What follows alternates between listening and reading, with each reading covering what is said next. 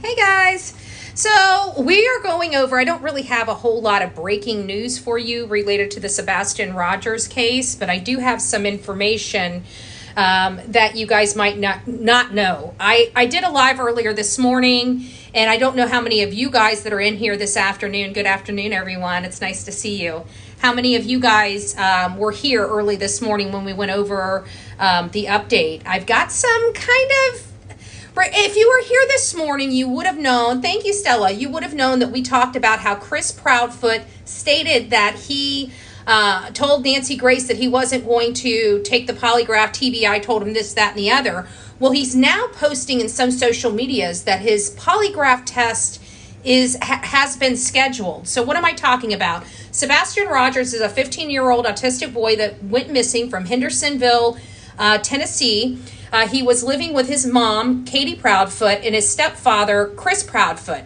Chris Proudfoot has been trying to maintain that he was in Memphis the night leading into the disappearance of Sebastian Rogers. However, some of the stories, inconsistencies still exist, and people are starting to look at them. And now they've disappeared. What do I mean by disappeared? They packed up their RV again for the second time and went to Mississippi.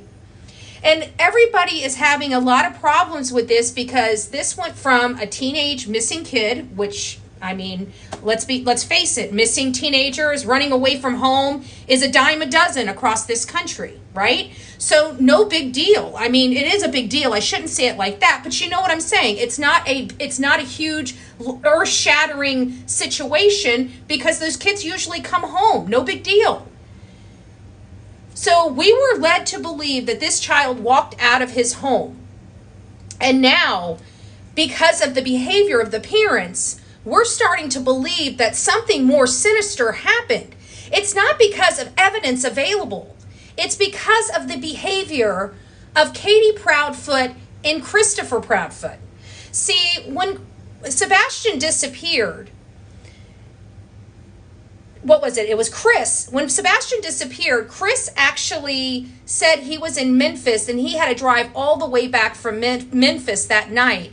And then we're finding out that Chris, in an interview days later, like I think it was 8 days later, had scratches all up and down his arm. And he tried to say that they were because of his dog. They have many Morkies, and they had just gotten their nails clipped. So he said that he got those scratches from those Morkies. But did he?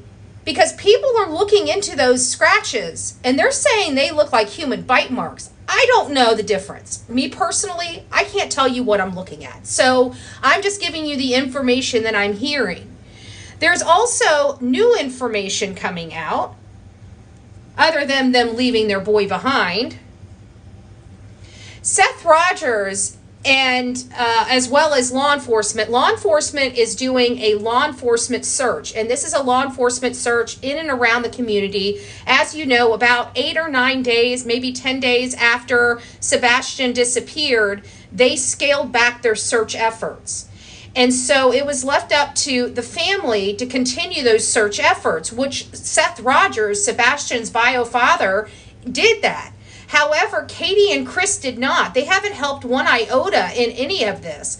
And then all of a sudden we hear about these potential glasses that showed up at this house some 20 minutes away from their home. And those had been tested and, according to law enforcement, have no relation to the Sebastian Rogers case. But right after that event happened, they scaled up these search efforts in and around Sebastian's community.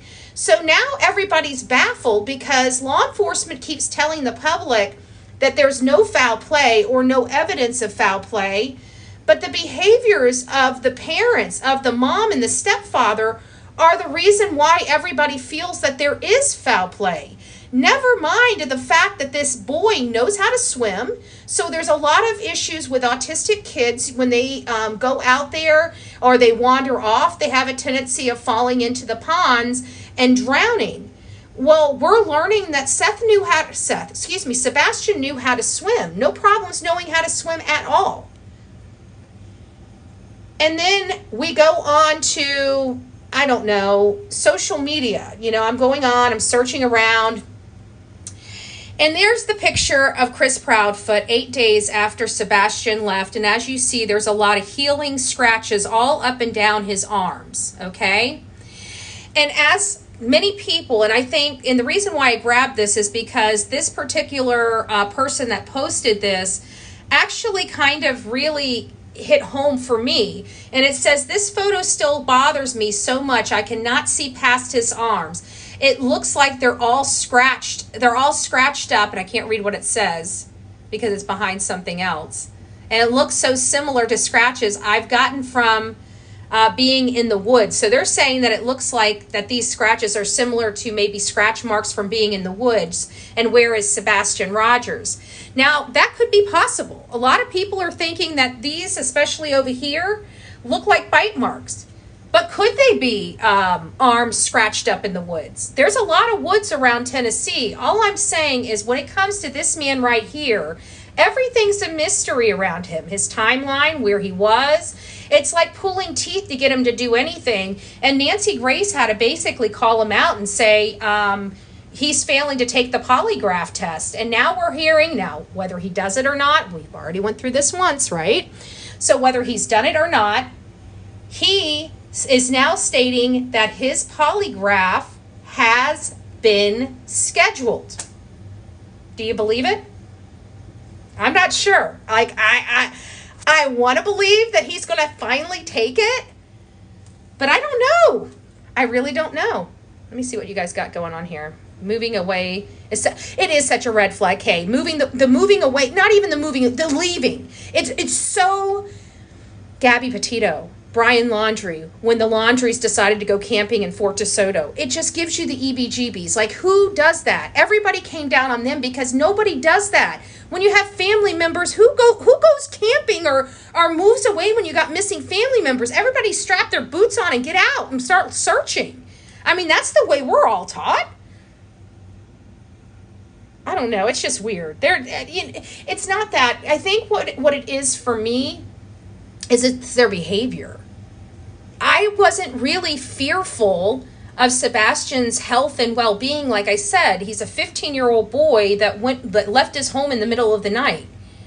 I mean, I almost want to say, raise your hand if you've heard of that story before. I was a 15-year-old girl that ran away in the middle of the night, okay? Me too. You know what I'm saying? Me too. So that wasn't what got it. It was their behavior. It's this weird, ungodly behavior. And they're so suspicious, and they're acting so shameful, and I don't know. They seem like they have a chip on their shoulders, like they're running away from something.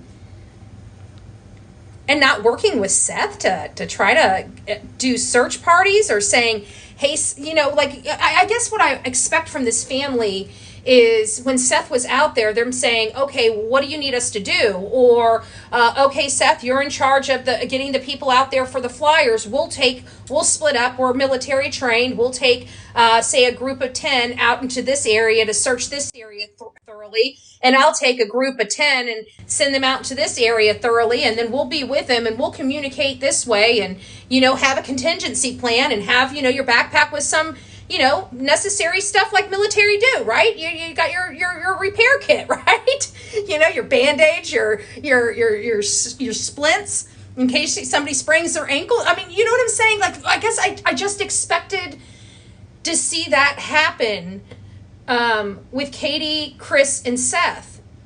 And when you turn around, every time we turn around, it's always him and Katy arguing about what Seth is doing. And then we find out on Nancy Grace that people are following them and trying to intimidate them from doing posting flyers and stuff like that. And you know what came to my mind when I heard that? I thought of the Bowersox, his mom and father-in-law, because we watched them. There were several people in the community, the last major search, I think it was last weekend or the weekend before that, and they were literally running down people that were driving down the road, his mom and her boyfriend, and they were being recorded and taken pictures of them tracking these people down. And so when he started saying how these people, and also there was another guy that kind of looked similar to him in a pickup truck that was at the search when the dogs hit, and he was just watching them. So, you know, it just seems really creepy. It's like, if you've got time to watch them, why don't you get out there and help them? And this is all coming from his side of the family.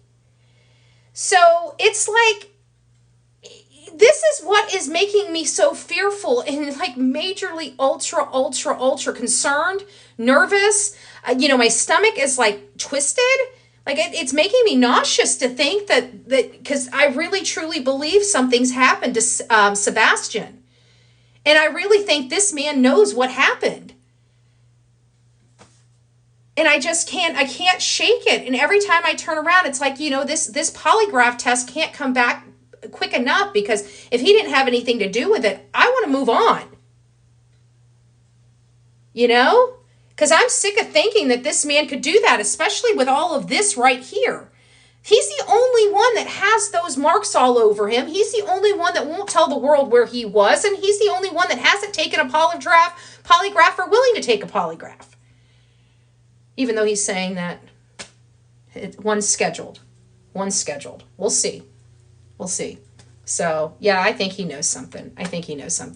All right, guys. Well, thank you for swinging by. That's really all I have. I just wanted to tell you the latest and greatest we hear.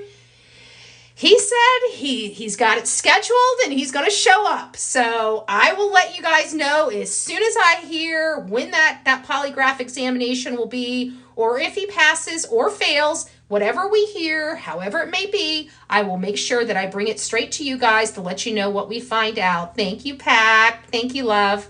Take care, guys. God bless, and we'll see you soon.